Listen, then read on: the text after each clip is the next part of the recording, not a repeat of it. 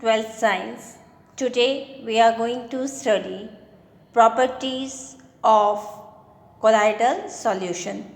Earlier in the previous videos we have discussed about the definition, preparation, purification, and we all know that when we have studied the differences between true solution, colloidal solution and suspension, that they are heterogeneous in nature.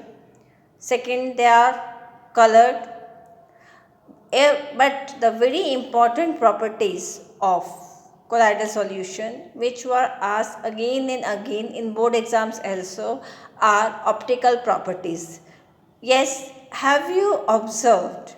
क्या आपने देखा है अगर एक बंद कमरे में आपके विंडो में छोटा सा होल हो और लाइट आ रही हो तो उसका पाथ विजिबल होता है, आपको जिगजैग मूवमेंट में डस्ट पार्टिकल्स मूव होते हुए दिखाई देंगे. This is nothing but called Tyndall effect. Actually ये जो आपका पाथ विजिबल होता है due to colloidal size dust particle, ये स्कैटरिंग की मदद से पाथ को विजिबल करते हैं. इस इफेक्ट को पहले फैराडे एंड देन टिंडल ने ऑब्जर्व किया था, तो इसको हम टिंडल इफेक्ट कहते हैं. Now this Tyndall effect is mainly used to differentiate between true solution and colloidal solution. अगर आप डायग्राम देखें तो ट्रू सॉल्यूशन में तो इसका पाथ विजिबल नहीं है, बट colloidal solution में इसका path visible है due to scattering of light. Now this effect is mainly depends on the size of particle and secondly the difference in refractive indices of dispersed phase and dispersion medium, और इसलिए ये ज़्यादा important होता है lyophobic colloids में. Yes, is it clear now बेटा? अब इसी तरह आप जब पिक्चर हॉल, वेरी सॉरी, आप कोलाइडल के कोरोना के चक्कर में नो मूवीज़, बट हमें याद है जब हम मूवी हॉल में जाते हैं और जब वो डार्क रूम में टॉर्च ऑन करता है तो वो पाथ ऑफ लाइट आपको उसमें भी विजिबल दिखता है. That is also again due to scattering of light. Now the next movement is Brownian movement. It is called mechanical property of colloidal solution. Mechanical properties आपके, अगर हम colloidal solutions को microscope के अंदर ऑब्जर्व करें तो हम देखते हैं वहाँ पे दे show zigzag movement. zigzag movement का मतलब है आपको कुछ इस तरह की मूवमेंट दिखाई देगी. अब ये तो बात हुई मूवमेंट की, ये ऐसा क्यों दिखाई देगी? एक्चुअली आपके डिस्पर्शन मीडियम के पार्टिकल्स डिस्पर्स्ड पार्टिकल्स को कोलाइड करते हैं. These are due to unbalanced and random collision, और इसके कारण ये आपके अंडर स्ट्रेस रहते हैं and they show zigzag movement, and this is due to this movement the colloidal particles does not settle down, they doesn't go sedimentation, so it is very important for their stability. Then we come to significance. तो significance में एक तो आपका हो गया stability और दूसरा ultra microscope जो है वो आपका बेस तो किस पे है? टिंडल इफेक्ट पे. ठीक है बच्चे. अब आप इसमें नेक्स्ट क्या देखते हैं? फैक्टर्स. तो फैक्टर्स में अगर कोलाइडल पार्टिकल्स बड़े हैं तो आपकी मूवमेंट कम होगी, और इसी तरह विस्कोसिटी ज़्यादा है तो मूवमेंट कम होगी. तो ये आपके ब्राउनियन मूवमेंट एक्सप्लेन करा हमने. Next is electrical properties. तो आपको ये जान के बहुत हैरानी होगी कि हमारे कोलाइडल पार्टिकल्स जो हैं या चार्ज पार्टिकल्स या तो नेगेटिव और पॉजिटिव।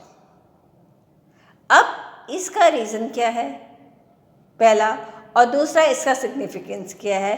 तो जब they have charge all colloidal particle of a particular sol they will have same charge, तो ये इसकी स्टेबिलिटी का रीज़न है कि ये कोलाइडल पार्टिकल्स को पास नहीं आने देते, so that they aggregate and become big size. तो ये इसके कोलाइडल पार्टिकल्स की स्टेबिलिटी का एक रीज़न है। अब हम बात करते हैं what is the reason, origin कहाँ से हुआ। तो actually colloidal particles they do preferential adsorption on the basis of the lattice side. Usually देखिए आप, मान लीजिए मैंने सिल्वर नाइट्रेट को KI में डाला, KI एक्सिस में है, तो सिल्वर नाइट्रेट और KI मिलकर प्रेसिपिटेट बनाते हैं ACI का, और ये ACI अपने डिस्पर्शन मीडियम से I को एब्जॉर्ब कर लेती है। तो इसके कारण इसका चार्ज क्या हो जाता है, नेगेटिव। अब ये आप डायग्राम में देखेंगे, ये आपका ACI कोलाइडल सोल है जिसके ऊपर एब्जॉर्ब क्या हो गया, iodide ion, and potassium ion जो आपके थे वो remain in the dispersion medium. तो इस तरह से आपकी पूरी सॉल्यूशन न्यूट्रल होगी। अभी लेटेस्ट थ्योरी में क्या है, ये लेयर तो फिक्स्ड है और ये जो आपके अपोजिट आयंस के द्वारा बनी है दैट इज मोबाइल, और इन दोनों के बीच में क्योंकि ये चार्ज पार्टिकल हैं, अपोजिट चार्ज जो पोटेंशियल डेवलप होता है उसे हम कहते हैं zeta potential. Yes, it is called zeta potential. Similarly we see, अगर हम अगेन ACI बनाते हैं पर इस बार हम KI के अंदर, KI को ACNO3 के अंदर लें तो आपके सिल्वर आयन एब्जॉर्ब होगा, एंड ऐसे केस में आपके ये जो ACI है it will have positive charge, and nitrate आपके सेकेंडरी लेयर बनाएगा। Silver ion on ACI will form primary layer. Then अगर मान लीजिए मैंने एक U-ट्यूब के अंदर आपके ये कोलाइडल सॉल्यूशन डाल दिया आर्सेनिक सल्फाइड, तो बिफोर पासिंग इलेक्ट्रिसिटी ये लेवल सेम है। यहाँ पे आपका नेगेटिव इलेक्ट्रोड, यहाँ पॉजिटिव इलेक्ट्रोड, एनोड और कैथोड है।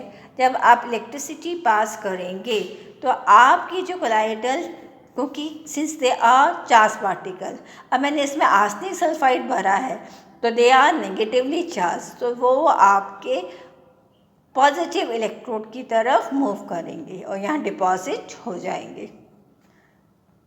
तो इससे आपको अगर किसी कोलाइड का चार्ज नहीं पता है तो इलेक्ट्रोफोरेसिस की मदद से आपको उसका चार्ज फाइंड आउट करने में मदद आती है।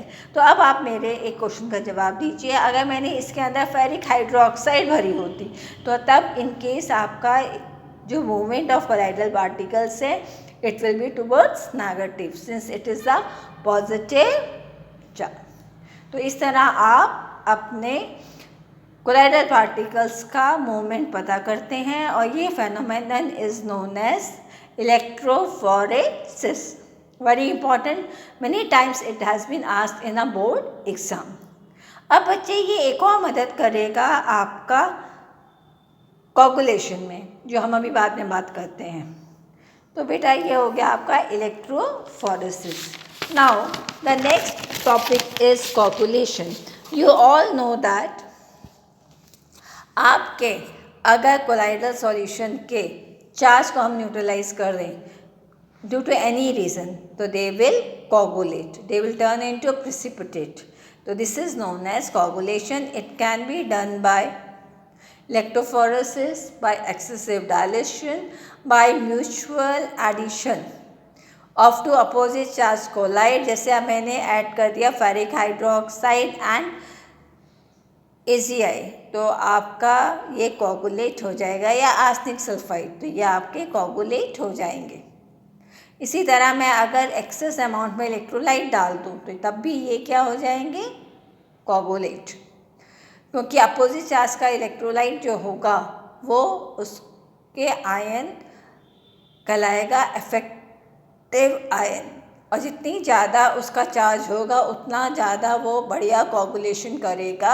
ये हमारा कहता है हार्डी-सुलजे रूल।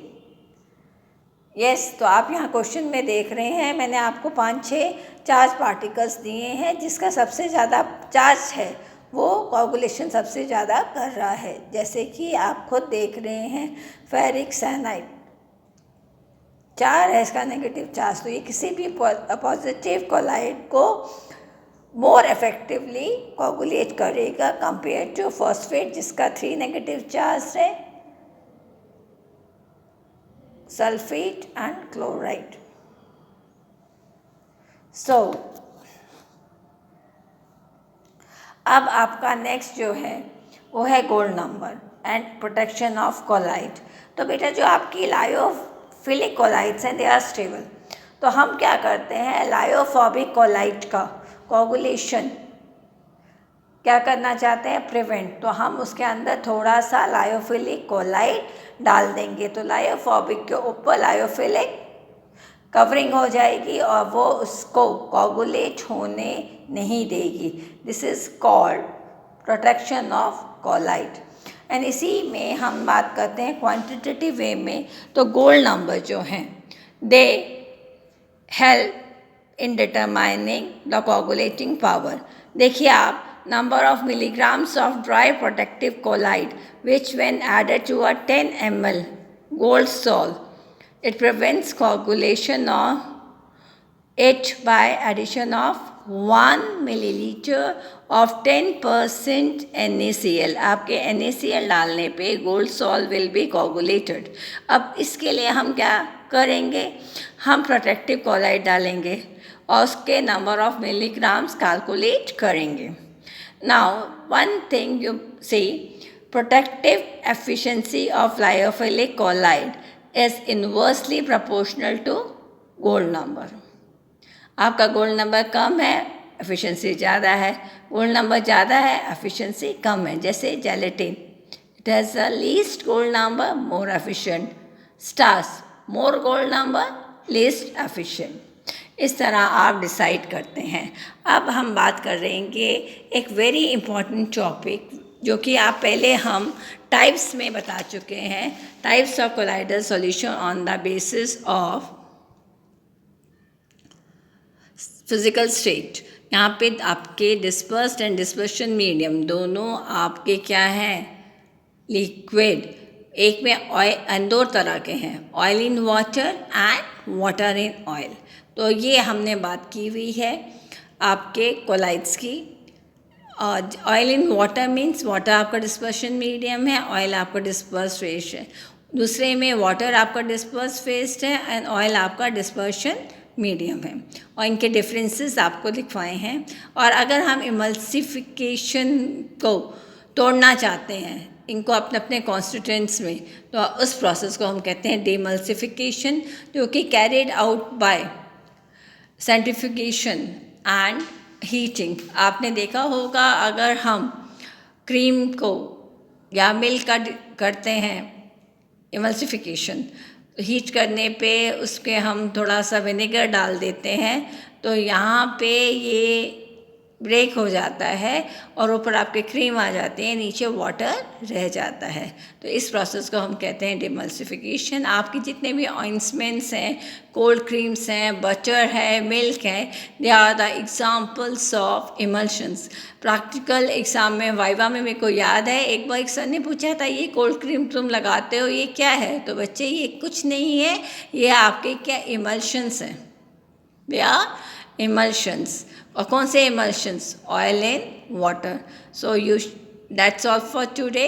हाँ, one more thing I want, application आप खुद करेंगे। Good day, thank you.